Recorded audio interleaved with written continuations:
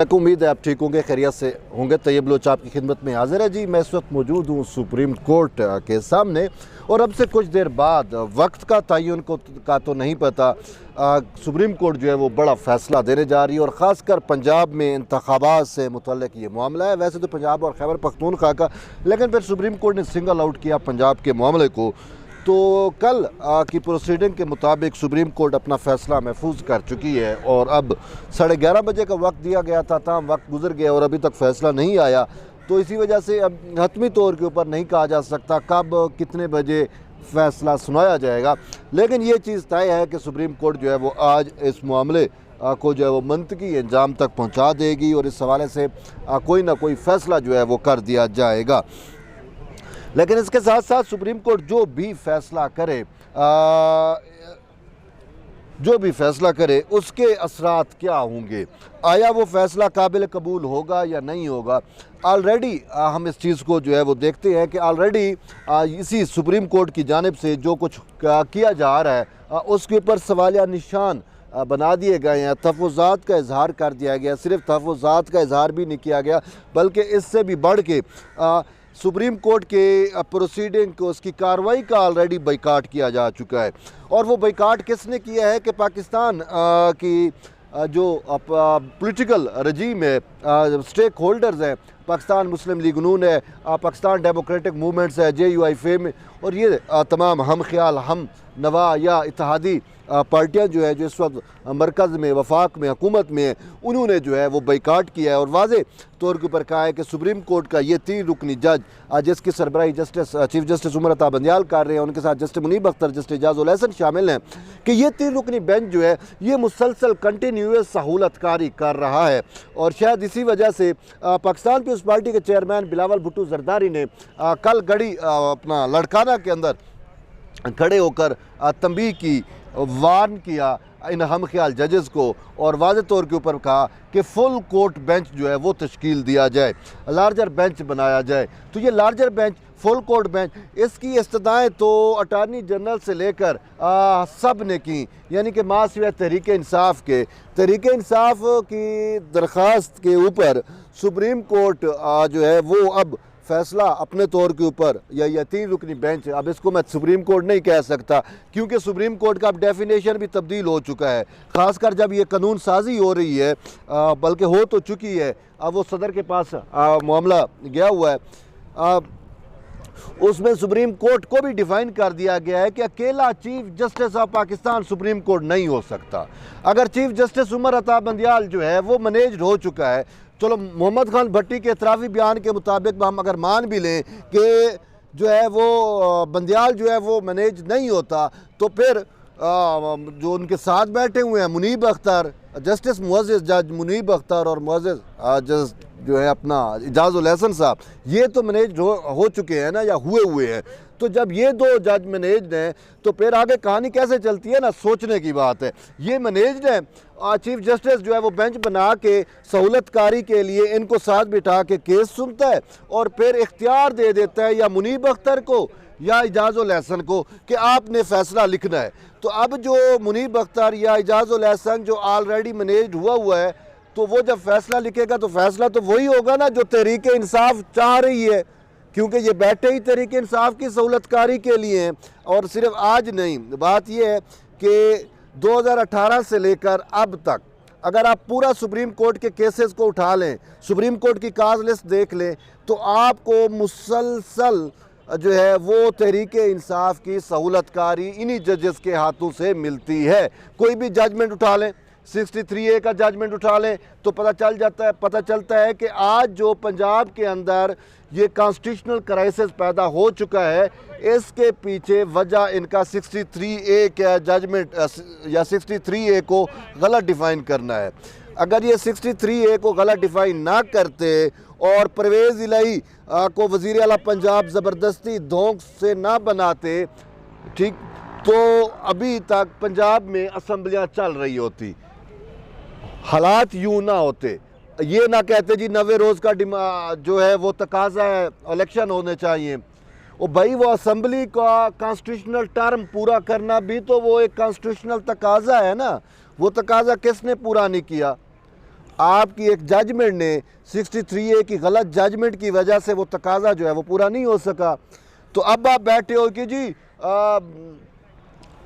90 रोज़ हो चुके हैं या हो रहे हैं, इलेक्शन क्यों नहीं हो रहे, इलेक्शन कराना कमांड है जी, आइन का कमांड है। तो आइन का कमांड तो और भी बहुत सारे हैं, वो आइन के कमांड आपको नज़र क्यों नहीं आते? आइन में और कानून में ये भी है कि जब एक जज पे एतराज़ आ जाए तो उसको बैठना नहीं चाहिए, लेकिन उसके बावजूद जजेस जो हैं वो बैठे हैं। यहाँ तक अभी मामलात जो है वो सुप्रीम कोर्ट में चल रहे हैं कि हम पार्लियामेंटेरियंस को छोड़ देते हैं, तैयब बलोच जो कहता है उसको भी हम एक तरफ रख देते हैं। बात यह है कि खुद सुप्रीम कोर्ट के जजेस क्या कह रहे हैं, थोड़ा उसको भी तो देख ले। चीफ जस्टिस के अलावा या चीफ जस्टिस का जो लाइक मैंडेड जजेस हैं, इनके अलावा अगर हम दीगर जजेस पे देखें कि जस्टिस काजी फैज़ ईसा ने क्या कुछ नहीं कहा, वो उसने अवाम को सच बता दिया। फिर justice Mansoor Ali Shah, justice Athar Minallah, justice Jamal Khan Mandokhail, justice Aminuddin Khan, justice Yahya Khan Afridi, इन जजेस ने तो सारी सूरत हाल वाज़े करके रख दी और कहा कि ये 3 रुकनी बेंच, ये जो इमरान खान की सहूलतकारी वाला बेंच है, ये बेंच आज को नोटिस केस ही नहीं सुन सकता। 4 ने तो इस मामले को डिसमिस कर दिया, फिर भी ये क्यों बैठे हैं, सहूलतकारी कर रहे हैं? यार कुछ तो हद होती है। लेकिन वो कहते हैं ना, डिठाई बेशर्मी जो है ना, उसकी कोई लिमिट नहीं होती।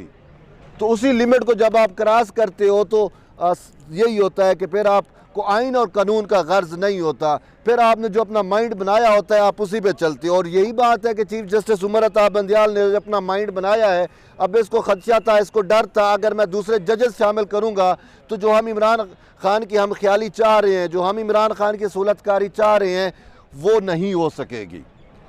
तो इसी वजह से इसने जो है वो बाकी जजेस को शामिल नहीं किया। और फिर जस्टिस काजी फैज़ ईसा का फैसला आने के बाद तो और कोई जज इसके साथ बैठने को तैयार नहीं है कि आज को नोटिस की कार्रवाई अब हम कैसे सुने कि सुप्रीम कोर्ट का बेंच कह चुका है। अब उसमें चीफ जस्टिस उमर अता बंदियाल की 2 नंबरी की इंतहा जिसे हम कह सकते हैं वो देखें।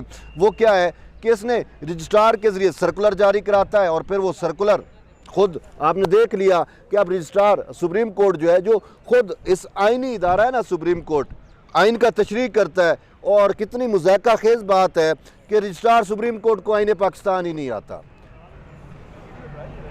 जस्टिस काजी फैज़ ईसा ने जो लेटर लिखा तो उसकी रूह से तो हमें यही पता लगता है। और फिर वैसे भी आप ये बताएं कि क्या रजिस्ट्रार सुप्रीम कोर्ट जो एक इंतज़ामी और ओहदा है और फिर सरकारी वो मुलाजिम है, तो क्या सरकारी मुलाजिम 20वें या 21वें ग्रेड का एक सरकारी मुलाजिम सुप्रीम कोर्ट के 2 रुकनी या जो फैसला है 2 रुकनी, आप समझ सकते हैं कि 2 जजेस का जो फैसला है उसको टर्नओवर कर सकता है? नहीं कर सकता ना। वो तो सुप्रीम कोर्ट का चीफ जस्टिस नहीं कर सकता, तो ये रजिस्ट्रार कैसे कर सकता है? तो रजिस्ट्रार ने तो गैर कानूनी इकदाम किया और किसके कहने के ऊपर किया? चीफ जस्टिस उमर अता बंदियाल के कहने के ऊपर किया। तो अब रजिस्ट्रार की तो हो गई छुट्टी, लेकिन अभी तक यहाँ पे बैठा हुआ है, तो कब तक बैठेगा? बात यही है कि डिटाई की हद होती है और इसी पे हम बात कर रहे हैं। लेकिन अब मामला जो इमर्ज हो रहा है वो ये है कि ये 3 रुकनी बेंच जो इमरान खान की सहूलतकारी का मुकदमा सुन रहा है, तो अब इसके ख़िलाफ़ भी रेफरेंस जो है वो, या आप रेफरेंस कहें, शिकायत करें कि सुप्रीम जुडिशल कौंसल में कोशिश की जा रही है, बल्कि होनी भी चाहिए, क्योंकि सवाल ये है कि ये जुडिशल कोड ऑफ कंडक्ट की खिलाफ वर्जी के मुर्तकब हुए हैं कि किस तरीके से 4 रुकनी बेंच का अगर फैसला है तो 3 रुकनी बेंच जो है उस फैसले के खिलाफ जा सकता है? नहीं जा सकता। जब एक बेंच फैसला देता है, अगर उसके फैसले को आपने वो भी करना है तो उसे लार्जर बेंच बनाना चाहिए। लेकिन जिस सर्कुलर में जिस फैसले का हवाला दिया गया वो तो गैर मुतलका था, उसका इस पर जो है वो इतलाक़ भी नहीं होता। तो बहरहाल ये जजेस जो हैं वो पहुंच चुके हैं। अब की ख़बर ये है कि डिफेंस सेक्रेटरी डिफेंस की जानिब से या महकमा दिफा की जानिब से इनको ब्रीफिंग भी दे दी गई है कि भाई सेंसिटिव मैटर्स क्या हैं, इलेक्शन क्यों अभी नहीं हो सकता, तो अभी फ़ैसला इन्होंने करना है। लेकिन बिलावल भुट्टो ज़रदारी ने कल इनको वार्न किया कि लार्जर बेंच बनाओ। उसके बावजूद अगर ये मुंह काला करते हैं तो फिर हम क्या कर सकते हैं? फिर इसके जो असबाब होंगे, जो इसके असरात होंगे, उसको फेस जो है वो इन्हीं जजेस ने करना है। लेकिन बात यह है कि ये चीफ जस्टिस बंदियाल तो रिटायर हो जाएगा ना, लेकिन ये सुप्रीम कोर्ट तो इधर रहेगी ना। इन्हीं सुप्रीम कोर्ट के ऊपर अवाम का एतमाद शेक हो रहा है। बंदियाल तो एक इंसान है, इंसान में 100 खामियाँ होती है, ठीक है, वो तो आते जाते रहते हैं, लेकिन बात यह है कि नुकसान एक इदारे का और है, रियासत का नुकसान जो है वो होगा। तो इसी वजह से इनको चाहिए कि यार हर चीज़ की हद होती है, बस बाज आ जाए। लेकिन लगता यही है कि इन्होंने जो कॉन्ट्रैक्ट पकड़ा हुआ है वो उस कॉन्ट्रैक्ट पे डटे हुए हैं।